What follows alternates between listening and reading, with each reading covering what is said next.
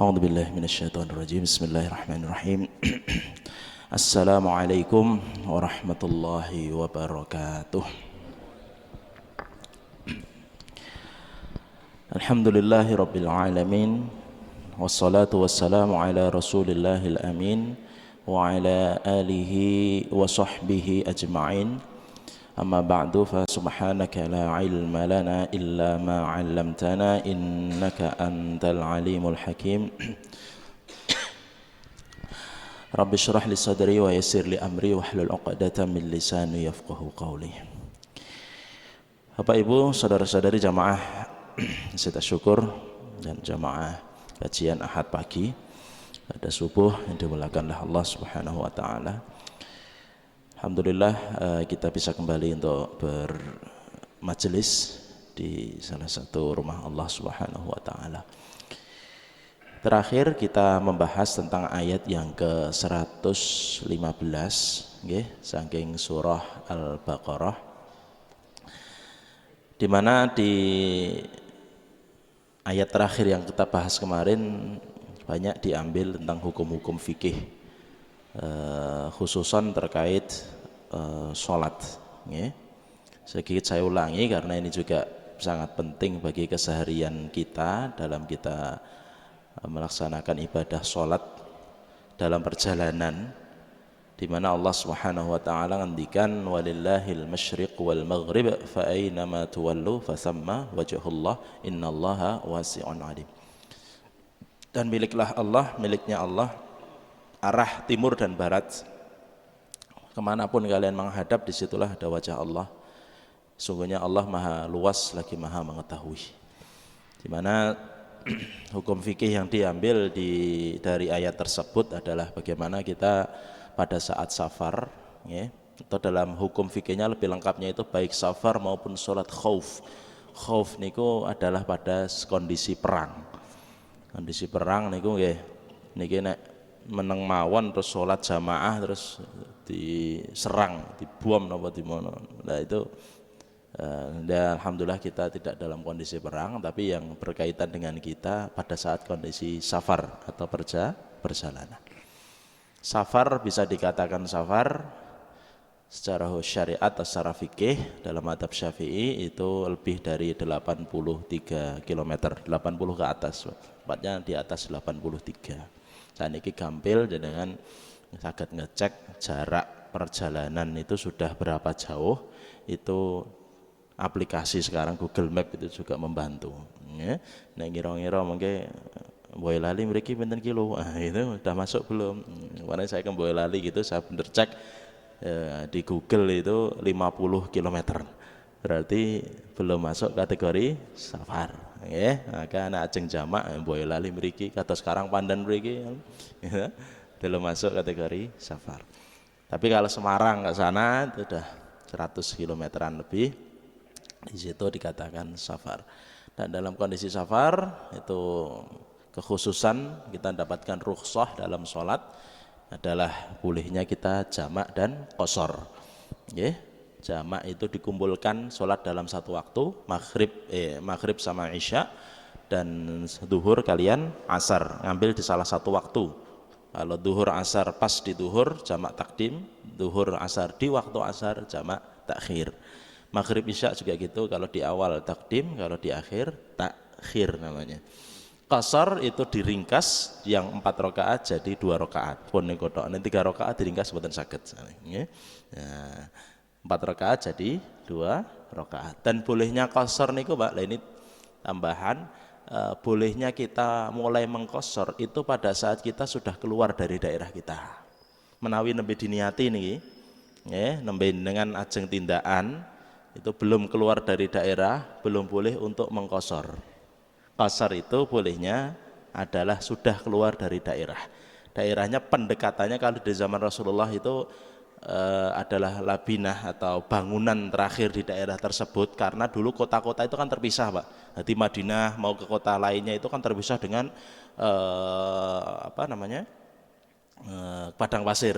Kemudian nanti masuk daerah sana lagi kota lagi gitu. Kalau kita kan gandeng semuanya. Pendekatan terdekatnya ya kabupaten gitu. Nggih, kita sudah keluar dari daerah Karanganyar, Solo Raya lah. Nggih, itu sudah boleh mengqashar. Ngoten nggih, itu terkait gitu. Kemudian di mana kita sholat di atas kendaraan boleh itu, tapi untuk sholat sunnah. Ya. Kalau untuk sholat wajib tetap turun dari kendaraan.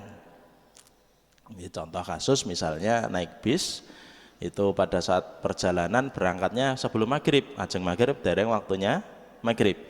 Sudah perjalanan nabrak maghrib niki. Nanti berhentinya itu mesti sudah agak malam, jam-jam 9, jam 10. Terus kapan sholatnya? Nanti tunggu pada saat turun. Ya.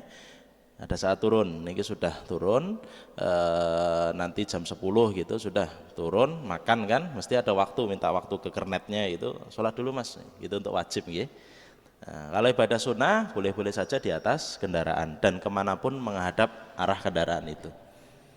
Mau menghadap dia itu ke arah timur, jadi kebalikan kiblat itu sudah mboten sah muter gitu. Jadi di kursi kita melaksanakan sholat di situ. Kecuali wajib itu yang memang waktunya itu jenengan naik kendaraan sebelum maghrib sampai sana sudah pada subuh. Tidak memungkinkan untuk turun. Naik kereta misalnya, kereta jeng mandap tinggal kereta, gitu. Nah, ini sudah stasiun tidak mungkin bisa turun.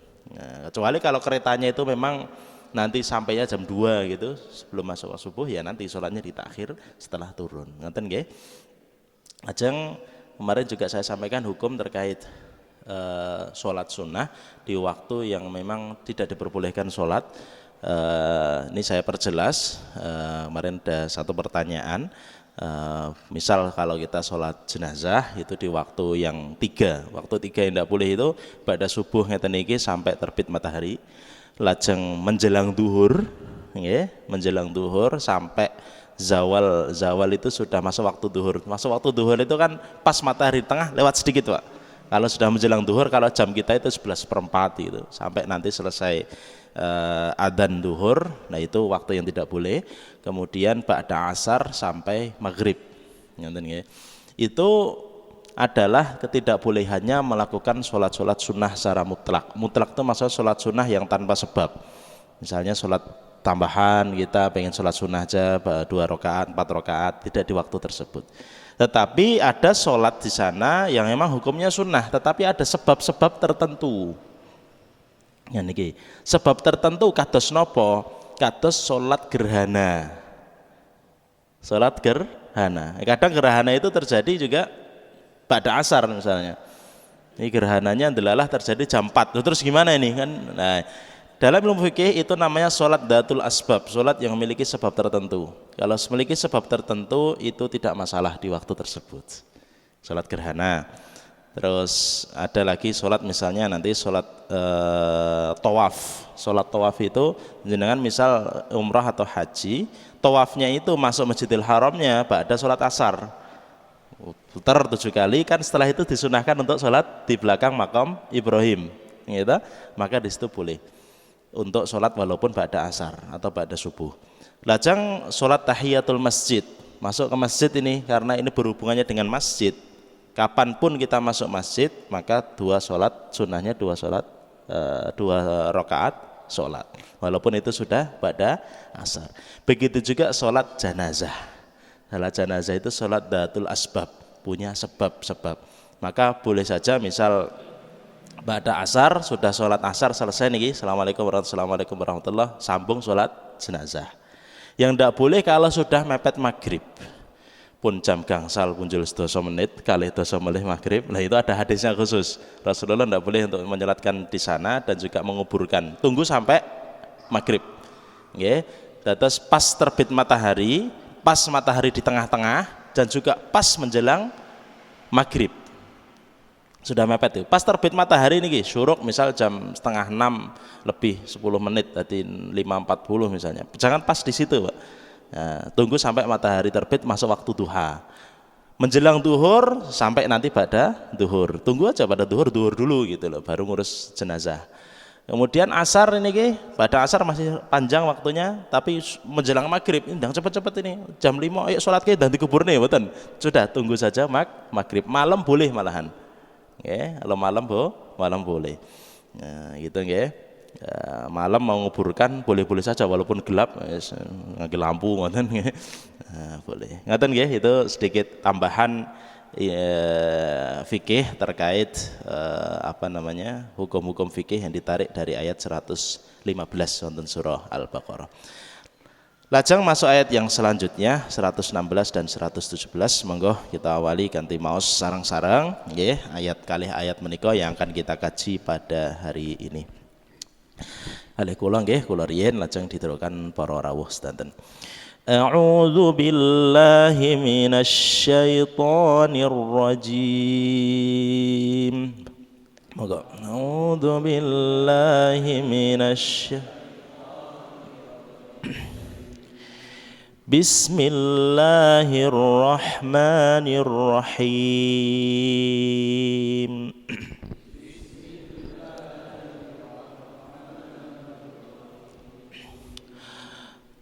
Wa qalu ittakhadallahu walada. Wa qalu ittakhadallahu walada. Subhanah bal lahu ma fis samawati wal ard. Bal lahu ma fis samawati wal ard.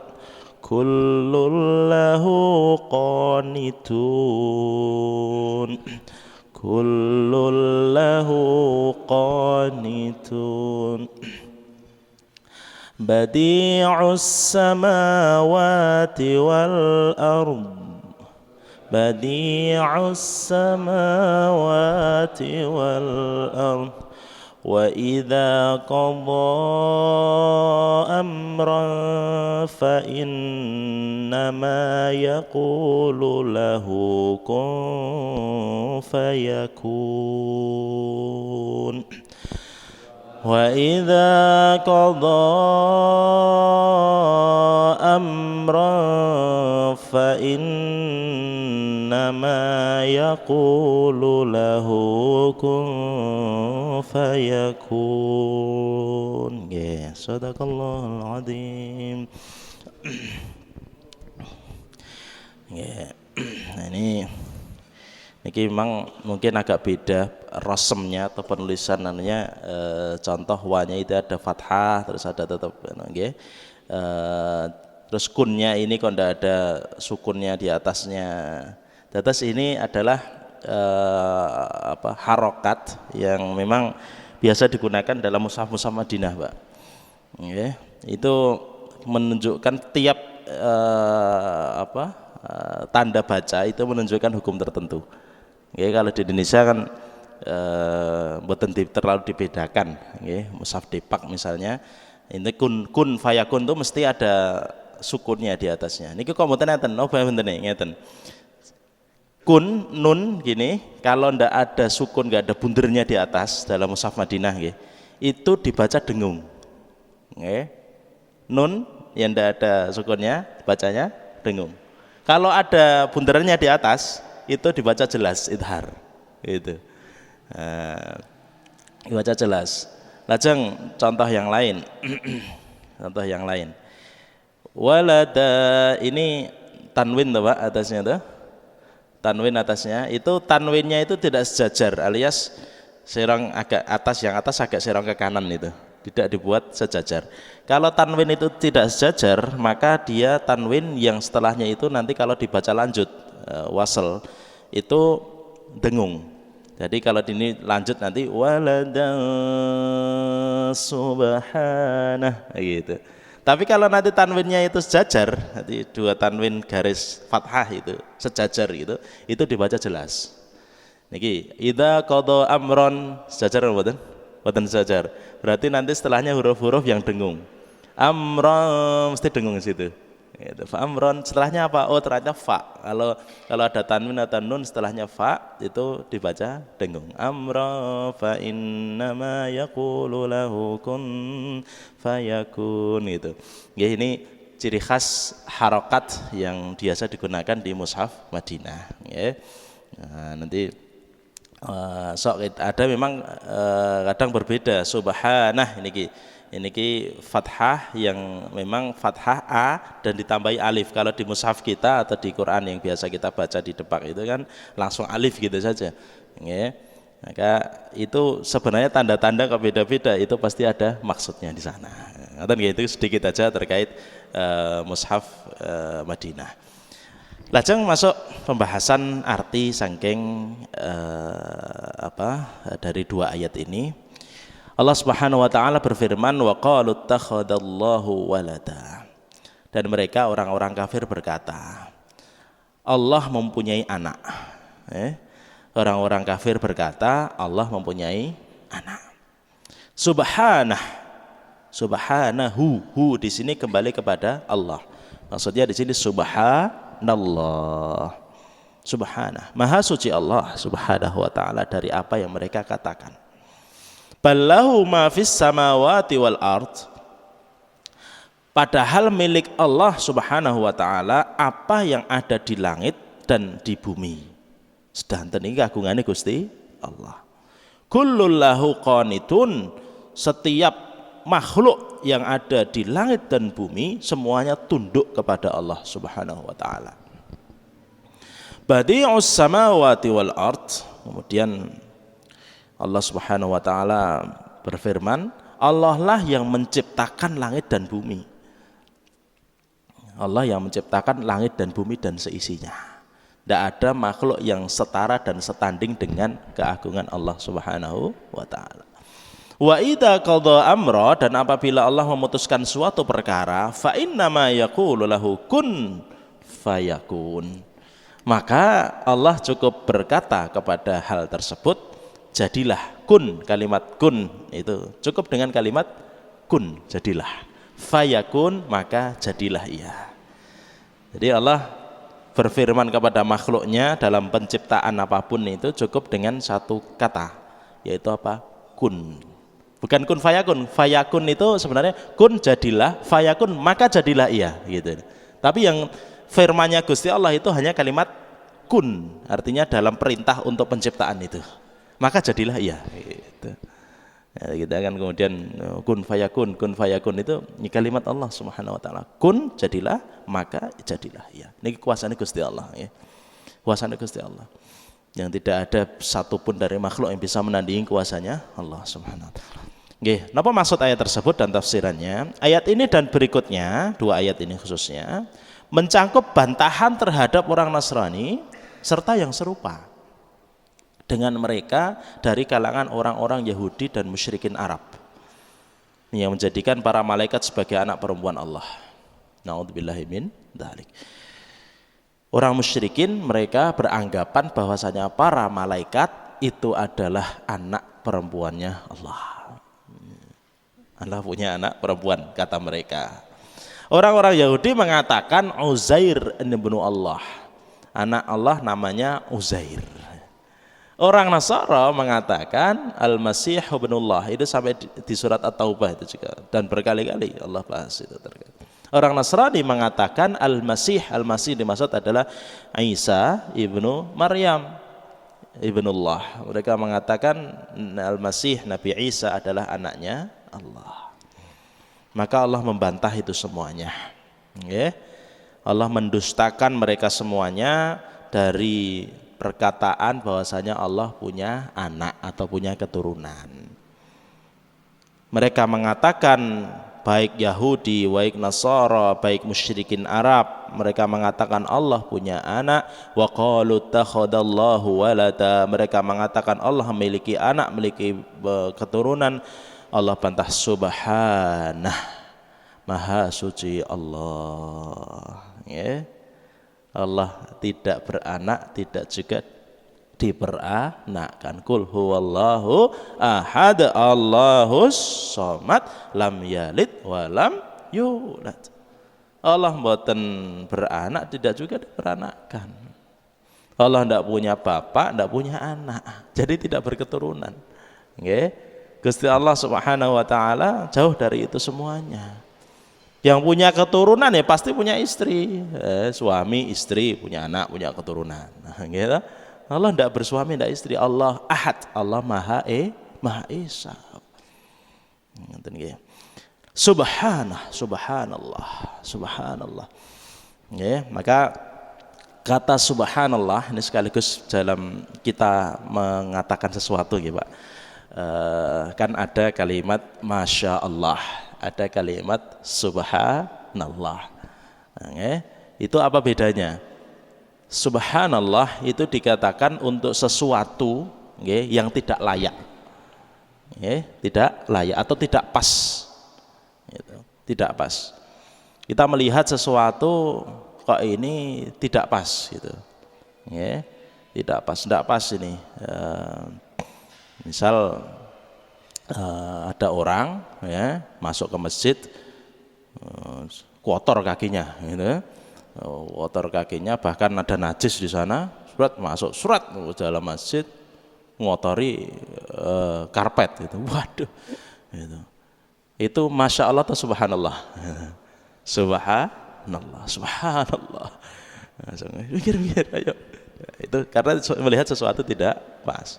Tapi kalau melihat kondisi gitu, ampun langsung dikuampleng, subhanallah ceplak gitu. Pernah di zaman Nabi SAW itu Arab Badui itu Arab pedalaman, Arab wong desa gitu. Itu datang ke kota Madinah, belum terlalu tahu, belum terlalu paham tentang Islam, belum terlalu paham tentang apa itu masjid itu. Ya namanya orang Badui Pak, nuwun sewu, kalau qada hajat pipis gitu sasai kan nyari tempat. Lalu dalam perjalanan itu kan pokoknya ada tempat buatan kita uang gitu. Lah itu dalam satu hadis itu nuwun sewu kencing di Masjid Nabawi Pak. Kan di zaman Nabi itu masjid belum karpetan, belum keramik gitu, masih tanah ya. Ya dikira wah ini kita nguyuh gitu. Akhirnya sang Arab Badui itu pipis di salah satu pojokan masjid. Tapi hikmahnya Nabi, para sahabat langsung greget gitu. Wah, nguyuh di masjid gitu. Nabi apa? Sabar. Tidak, biarkan selesai dulu gitu. Itu hikmahnya ternyata banyak sekali, Pak. Ketenangan dan kebijaksanaan Nabi. Itu masya Allah. Ini kemudian nanti para ulama fikih akan menjelaskan ini kemudian terus langsung digotak gitu. Belum selesai kencingnya. Lu malah kemana-mana dong gitu. Itu maka sudah biarkan selesai dulu, dia belum paham gitu. Nah pada saat lihat kondisi subhanallah, tapi tidak langsung woi karena memang Nabi tahu ini Badui ini kencing gitu karena nggak paham gitu. Baru setelah selesai, kalau tidak selesai menyuruh para sahabat itu bersihkan, dipanggil Baduinya, inna hadal masjid, makan di dzikrillah, masjid ini tempat untuk berzikir pada Allah, untuk sholat, bukan untuk kencingnya masa gitu. Akhirnya paham dan tidak lama la ilaha illallah Muhammadur Rasulullah, karena ketenangan Nabi. Ya, gitu ya. Jadi kalimat subhanallah adalah pada saat kita melihat atau menjumpai sesuatu yang tidak pas gitu.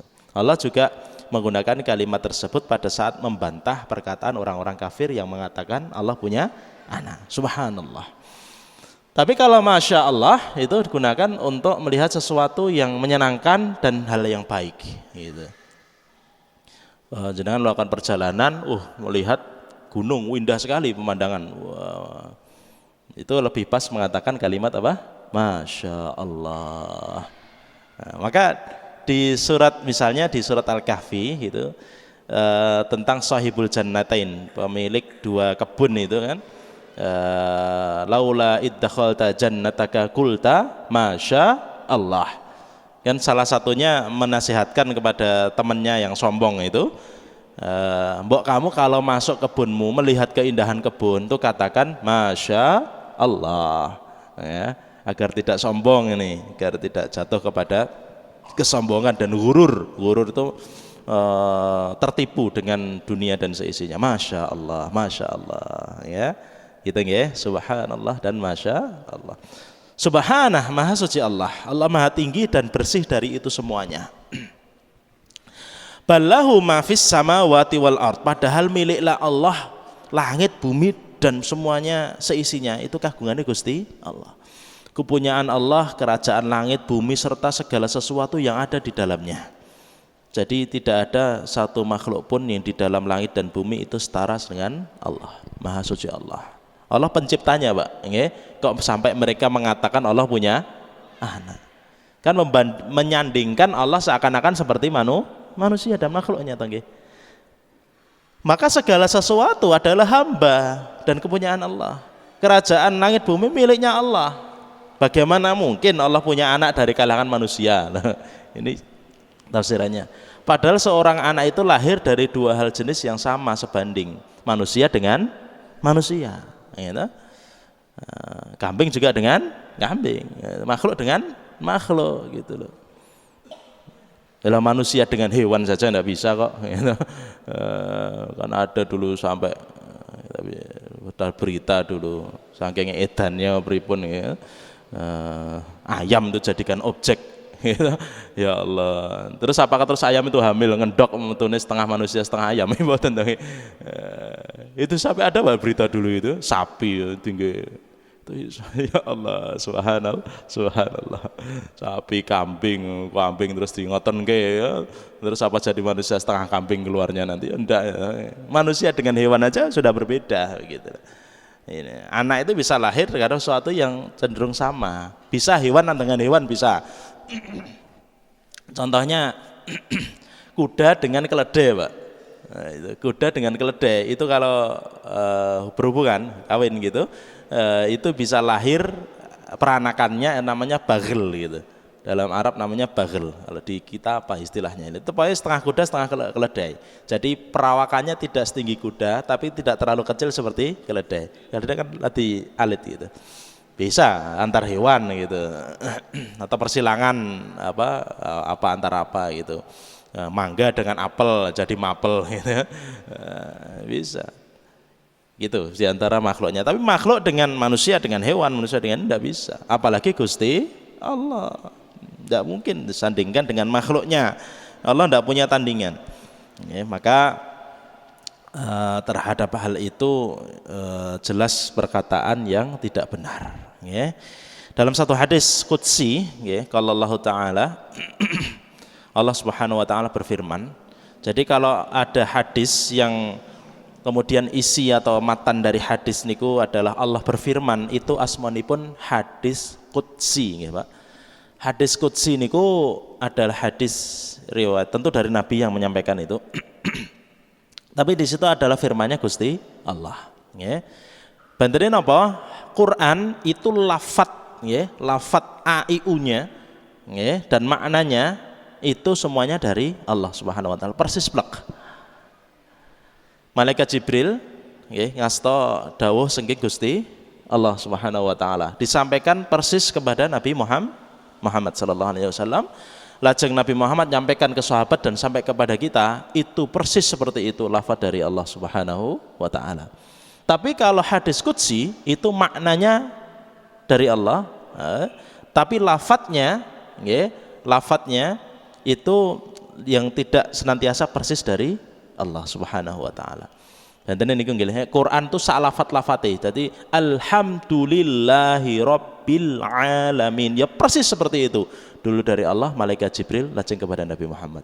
Nah, hadis qudsi itu yang melafatkan, membahasakan, dibahasakan Nabi katanya. Maknanya dari Allah tapi dibahasakan oleh Rasulullah sallallahu alaihi wasallam. Apa hadis qudsi di situ? Hadis qudsi adalah qala Allah Ta'ala, Allah berfirman, kadzdzabani ibnu Adam walam yakun dalik. Manusia mendustakanku. Ini hadisnya sahih riwayat Bukhari ya.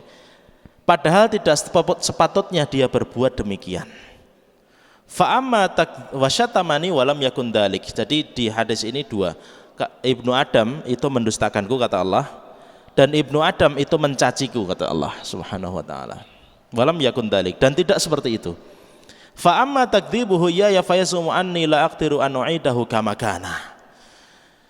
Adapun perbuatan dustanya Ibnu Adam kepada Allah Subhanahu wa taala adalah anggapan bahwa aku Allah tidak sanggup mengembalikannya seperti semula.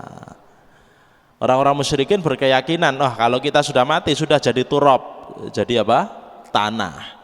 Manusia kembali ke tanah selesai. Ya Allah, gimana bisa membangkitkan dari tulang belulang, gitu kan, Pak? Keyakinan mereka. Itu adalah takdzib kepada Allah. Lah Allah menciptakan manusia itu kan dari saripati, Pak, saripati tanah. Ini coba nek dinalar di logika ini dari apa gitu itu. Ya dari pertemuan sel-sel itu kan, sel telur, sel sperma itu nuan sewu kalau dilihat wujudnya itu kan cairan gitu aja tuh, Pak. Tapi dari itu kemudian berkembang jadi janin, ya muncul di sana itu tubuh, nanti ada sampai jadi bayi, keluar cenger bayi yang kecil itu 40 cm, 50 cm, semakin besar dados kita loh, Pak. Lah Allah aja mampu menciptakan sesuatu dari hal saripati tanah, apalagi membangkitkan manusia. Ya. Maka musyrikin yang beranggapan bahwasanya Allah tidak mampu mengembalikan seperti semula, artinya membangkitkan lagi, adalah pendustaan terhadap kuasanipun Gusti Allah. Wa amma syatmuhu iya, ya, sedangkan celaan Ibnu Adam kepadaku, kata Allah, mereka berkata faqauluhu inna li walada, mereka mengatakan bahwasanya aku mempunyai anak. Subhani, maha suci aku, kata Allah. Maha suci Allah subhanahu wa ta'ala, an attakhidha sahibatan wala walada aw walada, untuk mengambil istri maupun mengambil anak, tidak punya pasangan dan tidak punya anak. Ya. Terus orang yang mengatakan bahwasanya Allah punya anak, punya keturunan, sungguhnya mereka sedang mencela Allah subhanahu wa ta'ala. Allah tidak punya anak, juga tidak punya pasangan. Ya. Dalam hadis lain Nabi bersabda, la ahdu asbaru ala ada sami'ahu minallah, tidak ada seorang pun yang lebih sabar atas gangguan yang didengarnya daripada Allah. Mereka manusia menganggap Allah mempunyai anak. Innahum yaj'alunahu lahu walada wa huwa yarzuquhum, sedangkan Allah lah yang memberi rizki dan kesehatan kepada mereka.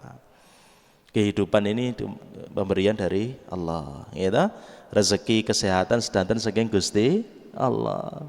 Semuanya nikmat dari Allah. Lah kok orang-orang musyrikin mengatakan Allah punya anak. Ya, padahal jauh dari itu semuanya.